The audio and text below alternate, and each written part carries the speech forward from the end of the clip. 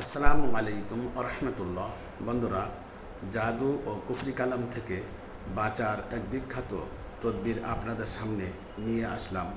দয়া করে এই ভিডিওটি দেখুন যত্ন সহকারে, আর নেকির উদ্দেশ্যে বন্ধুদের কাছে শেয়ার করুন। বহুত গুরুত্বপূর্ণ ভিডিও। দেখে যেভাবে বলেছি ভিডিওর মাধ্যমে সেইভাবে দেখে আপনারা বুঝে ওইভাবে আমাল করুন। ইনশাআল্লাহ জাদু ও কুফরি কালাম থেকে নাজাত পাবেন। আর নেকের উদ্দেশ্যে বেশি বেশি শেয়ার করুন, বন্ধুদের কাছে বেশি বেশি শেয়ার করুন। আসসালামু আলাইকুম রহমতুল্লাহ। বন্ধুরা, আজ একটি গুরুত্বপূর্ণ জাদু কুফরি কালাম থেকে বাঁচার একটি মারাত্মক তদবির নিয়ে হাজির হলাম। বন্ধুরা, যদি কারোর উপরে কুফরি কালাম জাদু করে রাখে, সেইটি কাটানোর সহজ তরিকা বা উপায়।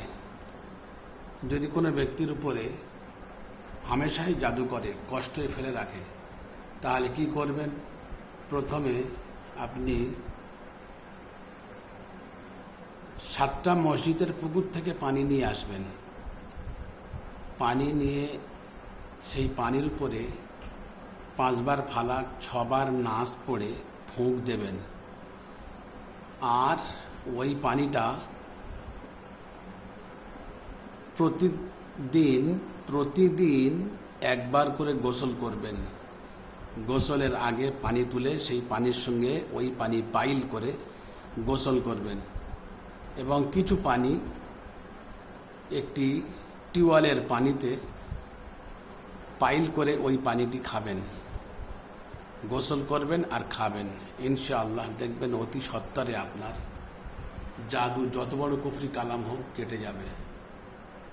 আল্লাহ নবী সাল্লাল্লাহু আলাইহি সাল্লামের উপর জাদু করেছিল এই কুফরি কালাম।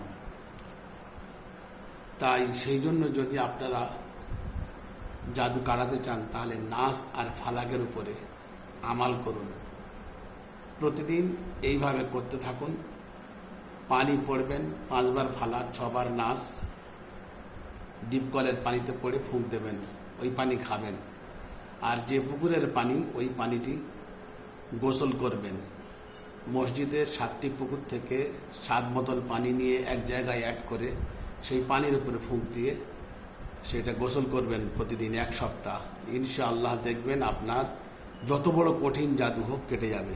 যে বাড়ি সমস্যা আছে সে বাড়ি ছিটে দেবেন। দোকানে খদ্দের হচ্ছে না, দোকানে ছিটে দেবেন। ইনশাআল্লাহ কুফরি কালাম জাদু, কালো জাদু সব দূরীভূত হবে। যত রকম জাদু, সমস্ত জাদু দূরীভূত হবে ইনশাআল্লাহ।